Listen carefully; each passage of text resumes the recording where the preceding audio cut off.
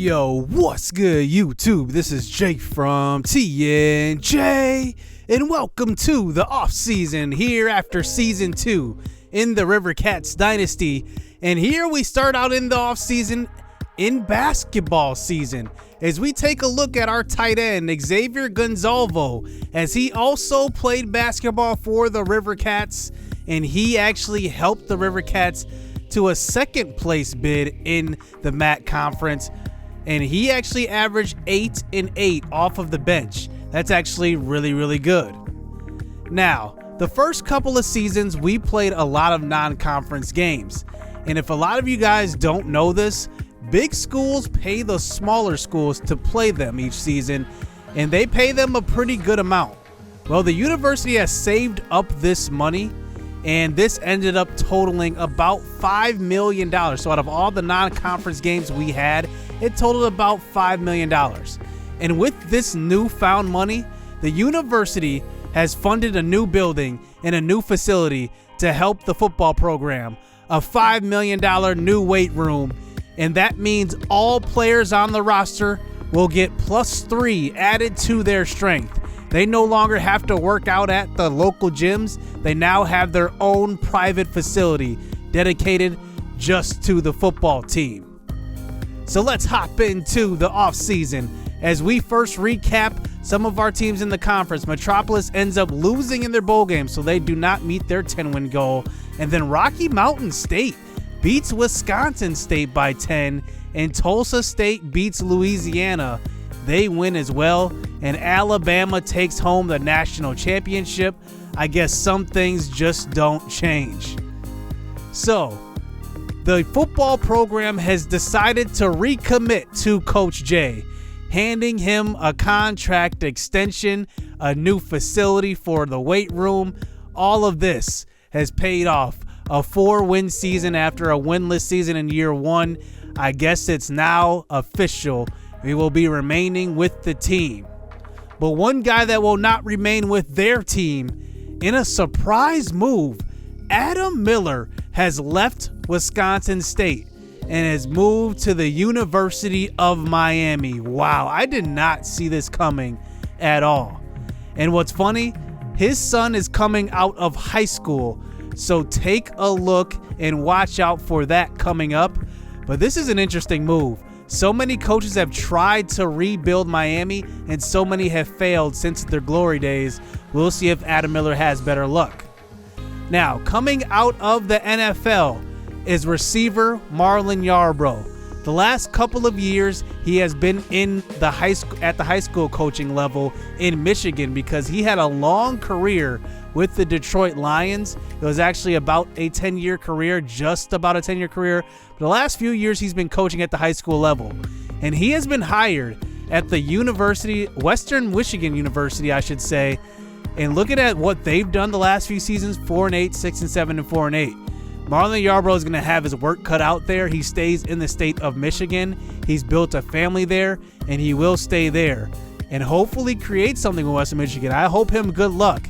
If he ever needs something from Coach J, you know he'll be there for him.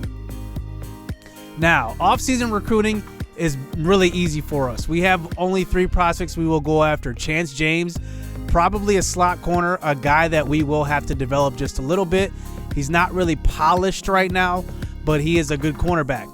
Bobby Snow is just another punter who we just want a bigger leg. I think that one thing with Isaac Howery, our current punter, he has a decent leg. It's not great, though. We definitely changed field position quite a bit last year, way better than year 1. I just want to get some more talent on special teams. And then Corey Day is another offensive lineman. He's from Tennessee. I'm not sure what he will be, though, because he's just a normal offensive lineman. Not really great. We didn't have too many guys to go after. So we end up actually getting all 3 guys that we went after. But we ended up over-recruiting this year. We had 25 total recruits.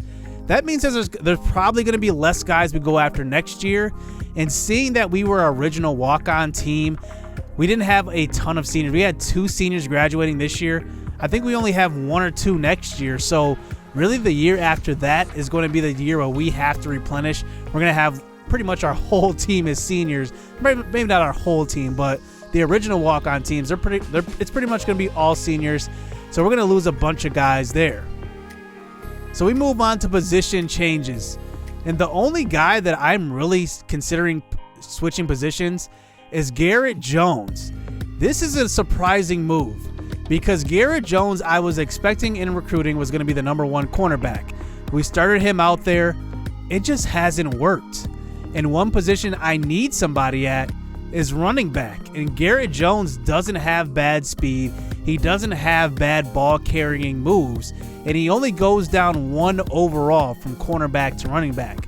So he goes to about 53 overall.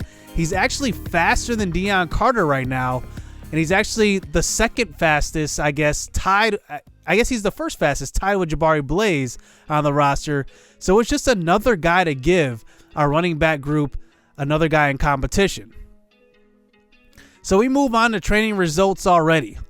And this is before getting that +3 strength boost. So that one will be added after this episode. But let's just look at all the positions and see how everybody progressed and got better. I'm looking forward to the future that Gunnar Johnson holds. I don't know what it's going to be. His accuracy is pretty bad. It's worse than anybody on our team right now. But, you know, I'm looking forward to seeing what Phoenix Frasier can do with nobody looking over his shoulder. I don't think he's in jeopardy this year. Davis Lee is gone. He's going to be transferring over to another school. So we will have to see what develops from that. Now, Deion Carter is, man, I mean, look at this. He went up +7 overall. I've never seen a position player progress like this, to be honest. I've always seen offensive linemen. I pointed this out in the community tab. I've never seen this. He actually has a 77 release. That makes me want to line him up at receiver a lot more this year. And now that I have Garrett Jones over at running back, I want to see what he's capable of as well, because he's going to be a guy that's going to get the ball, and he has decent carrying at 62. But let's just look at Jabari Blaze. It's still low. It's at 54. I'm going to give Blaze some carries. I don't know how many, but he's on a short leash, to be honest. I mean, that first year just left a bad taste in my mouth. And honestly, he needs to step up this year if he wants to get the rock. Now, fullback Brian Parrish goes up to 64 overall. He was a solid contributor in year 1 in this system. And looking at receivers, you know, what I really wanted to see is somebody have a dramatic improvement. And nobody really did. I think it was just a steady improvement by everybody. Andre Booker is going to have the best hands on the team at 77. And he has one of the best route running, if not the best route running, with 72. And then looking at some newcomers like Tyson Steele, he's got decent speed. He's going to play quite a bit. Adrian West goes up a little bit as well. None of these guys have really anything they do particularly great. But I like our receiving group. I like us going into the offseason, especially playing under Phoenix Frasier again. I think Frasier's going to do a whole lot better this year, better than last year. He had a dramatic improvement from year 1 to year 2. So I'm expecting a big year from him as a junior. Now, the tight end group is going to have some competition. Gonzalvo is going to be the starter. I think it just comes a time when, you know, some guys are just younger and better. And I think that right now Gonzalvo is better than Isaiah Ford. He showed it in the limited action, and I like what I saw. Now, offensive linemen, all of them improved quite a bit. I do like the improvement that I've seen from somebody like Gordon Figueroa. He did pretty well. Now we move on to defense, and I really wanted to see some changes or some improvement in the pass rush up front, because Preston Kinney can't do it by himself. Desmond Edwards has been a good guy for us on the defensive line. He's going to be good. Malik King, who really needed to have the biggest offseason on defensive line, he's higher rated than Kinney will. But I think, like I said, I have some upgrades to give. I obviously have the Player of the Year award, so Defensive Player of the Year, Offensive, Newcomer of the Year, X Factor as well. Preston Kinney's probably going to get that Newcomer of the Year. I think he just surprised everybody. I did not see him having that type of production. He will probably get that. And I will highlight that in the next episode, not this episode. But then looking at the rest of our guys on the D-line, Cecil Moore went up quite a bit. Xavier Phillips is right there. Phillips didn't really have a huge impact last year. It was pretty much all Cecil Moore who played on the defensive line, just because when Phillips got in, I just didn't see anything special, so I kind of gave more playing time to Moore than I did to Phillips. Now, Eddie McMack took the spot from Aiden Adams and did not give it back. I didn't realize that he wasn't even as athletic as Aiden Adams. He's actually at about, last year was playing at about 69 speed, but that play recognition really made a difference. You saw Eddie McMack make some plays that a lot of guys would not make in his position. But one guy to look out for here in Season 3 is Corey McDaniels. He is an athletic middle linebacker. I redshirted him last year. I usually only redshirt 5 players each season. I'm going to redshirt 5 again. And I do that so that there's a good cycle of players that come in and come out. I don't want to have guys always be in the program for 5 years. I want it to be realistic. I want guys to actually sit behind and have an opportunity to play. And like I said, I do adjust the injury rating of all players so that realistic injuries happen, and that will cause, some backups to play sometimes. And I didn't have as many injuries last season as I did in season 1. Season 1, I had 4 serious injuries at a time, and it forced some backups to play. I'm hoping I get realistic results like that this season. I think this season, the only real injury I had was Isaiah Ford. He missed a couple of games, and then Adrian West got hurt in the last game of the season, and that actually sidelined him for the rest of the season, but it was the last game, so it didn't matter. So looking at cornerbacks, I think these guys all are going to be in competition. Kyron Favors did really well towards the end of the season, and I was really, really impressed by him. But we got some impressive freshmen coming in. It's going to be a good camp. I don't know who's going to start in the secondary. I honestly don't at all. Especially at free safety. I think that this is a position that's wide open. We have the freshman Brian York coming in. He is a huge, heavy hitter coming in from the safety spot. But Toffee Brown is impressive. I redshirted him last year for a reason. He is the best tackler right now as a safety, and he can cover better than a lot of safeties on our roster. He's not the greatest, but he is definitely a guy that's going to play quite a bit. Ja'Cory Reed, I'm looking for him to have a big year again. He was a freshman All-American. He's going to be a true sophomore. He's one of the best tacklers on our team for a reason. I love him in the secondary. He makes plays for us that pretty much go unseen, and that's why he was a freshman All-American. Now, like I said, Isaac Howery didn't have, huge power as a punter, and you can see it's 70 now. So we'll get a little bit better there at punter. So now we go on to cut days, and I highlighted that I did over recruit, and that ended up being a problem. I actually was at 87 of 70 before editing this part right here. I cut it down to 75 because I got to a point where I was like, I'm going to have to make some tough decisions. So what I had to do is I had to cut it down to 3 quarterbacks. So Jamal Wilson, I'm not even sure if I'm going to redshirt him. I think I will, but there could be an opportunity where I actually unredshirt him. But then I go over to running back, and I had to make a tough decision. Colin Quaid and Darrell Arenas, 2 of the original walk-ons, I have to cut one because I have depth at other positions that I need to keep just in case of injury.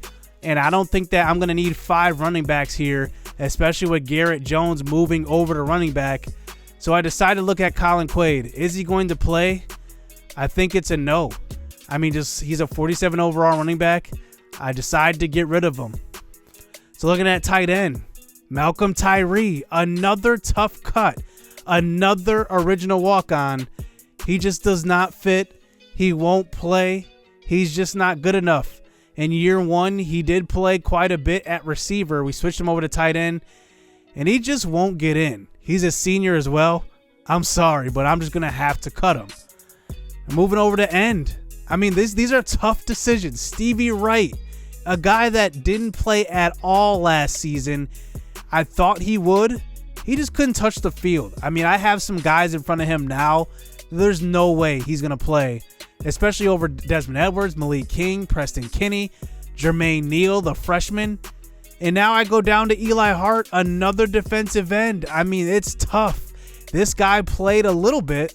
He had 1 tackle, but didn't make a real impact. He couldn't even make special teams. So he's going to have to go.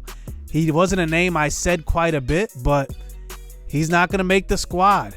Now I'm at 70, but now I just need to cut it down to just create more room for recruits when they come. And I'm looking at John Johnson. He has barely even touched the field, probably not at all. He's an easy cut to me. Jericho Frasier is another guy. He's barely touched the field, hasn't made an impact at all. This is kind of an easy cut as well. He's not going to touch the field. That's the thing. I mean, some of these guys aren't going to play at all. Frasier doesn't really fit the roster at all. He doesn't really do anything particularly well. And he's the most unathletic out of all those outside linebackers as well. And then free safety. Now we're down to 68 out of 70. And Mud James, 1 tackle in 2 years. He actually was a starter on special teams at kickoff. And he only had 1 tackle in 2 years. I mean, that's the thing. If you want to make the squad, you got to do something good. He doesn't do anything right now. He is going to be cut. So we finally move on to the schedule. And I want to kind of detail the reasoning behind what I'm doing here. Memphis will be the opener. And the reason why I'm scheduling Memphis and also Tennessee is because I want to take over recruiting in another neighboring state. So Tennessee will be our next state we go heavy in. We will also play San Diego State on the road. They are top 25. I thought it would be nice to play a top 25 team that is in a non-Power 5 conference, so I want to face them. Then we will play Michigan at home and then go to Tennessee. So we're going to play 1 Tennessee team at home, 1 on the road, and then we will open MAC play versus Marlon Yarbrough coached Western Michigan. That's going to be a lot of fun. I can't wait to play that game. Rocky Mountain State, it comes into the season ranked in the top 10. We will go on the road and face them. Missouri Tech, top 11. We will go on the road and face them. Tulsa State, they're number 14 preseason ranked. We actually play them at home. And then we end the season the same way as last, M-Stam and Tulsa. So we're going to have a pretty tough schedule. We'll have to see how this season goes. I don't even know. Let me know what your predictions are for the season. I have no idea looking at the schedule. Some of these teams can end up being worse than what they are. You just never know each season. So let's get on to some preferred walk-ons. We did not have that many this season because I said that we over-recruited. We had to cut a lot of the computer-generated recruits. And I kind of wanted to make it so that, you guys get into the series. I'd rather have you guys rather than the computer-generated guys. I always rename the guys anyway, unless, I have a storyline for them. And then just looking at some of the guys, Matt Eglow is going to be a really good end. Watch out for this guy. He has good finesse moves. He looks a lot like Preston Kinney did last season, and he is a freshman. Now, remember, these guys do get the 3-point deduction, so these are after that deduction. So J.J. Taylor is an interesting guy. His backstory was actually really good. He's a guy that had issues as far as discipline, as far as the classroom, and a lot of colleges passed up on him because of that. We take a chance on him. He will make the squad. So to be honest, those are the only preferred walk-ons we had. And now we move on to red shirts. Jamal Wilson, like I highlighted earlier, he's going to get the red shirt. He's an athletic quarterback. Watch out for him in the future. Now, Jermaine Neal is really good. The issue is I have guys in front of him. That's the only reason he's getting redshirted here. I have a max of 5 red shirts. He will take up one of those slots, and he will be the eventual successor for Desmond Edwards, I'm thinking. And then I look over to outside linebacker. We have some really good linebackers on the rosters that are one of the original walk-ons, like Wyatt King, Javon Warren. Eddie McMack kind of came in and took Aiden Adams' spot. But one guy that I do have a future for is Jake Braun. We'll have to see how he develops. And then cornerback, we have a ton of cornerbacks.